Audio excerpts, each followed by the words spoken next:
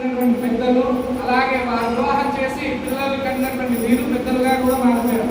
అది ఎవరిచ్చారు అవకాశం? రామచంద్ర.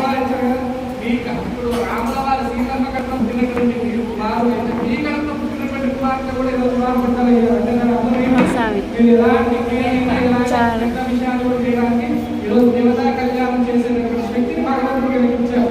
కాబట్టి ఇలాంటి గొప్ప మహత్తరమైనటువంటి చూసారు. స్వామివారు కూడా కేవలం ఈ కళ్యాణానికి మీ ఒక్కరికి అవకాశం ఇచ్చాడు, ఇంతవరకు కూడా ఆపాడు. అంటే దాని అర్థం ఏంటి? మీ చేతులతో చేయించుకోవాలి అని అనుకుంటున్నారు. కాబట్టి అంతటి అవకాశం ఇచ్చేటటువంటి భగవంతుడు మనకి కేటాయించాల్సిన సమయం, భక్తి, శ్రద్ధ, వైభూర్యాలు, అలాగే అనేక ఆచారాలు వనవాసాలకు వెళ్ళినటువంటి వారు. ఆయన మన నుంచి కూడా ఏమి ఎక్స్పెక్ట్ చేస్తారు? నువ్వు రేపు ఇక్కడ కూర్చున్నాను, నువ్వు రేపు వీడున్నాయి. అంకుల్ని అడుగుపోతాడు క్లాస్లో ఉంటాయి.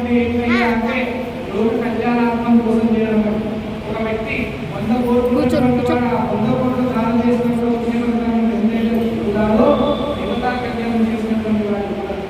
దేవతా కళ్యాణం సర్వభిక్షాలు కావాలంటే వారి వారి చేసిన సంపూర్ణ యోగి కావాలంటే పూర్తిగా పండి పాడి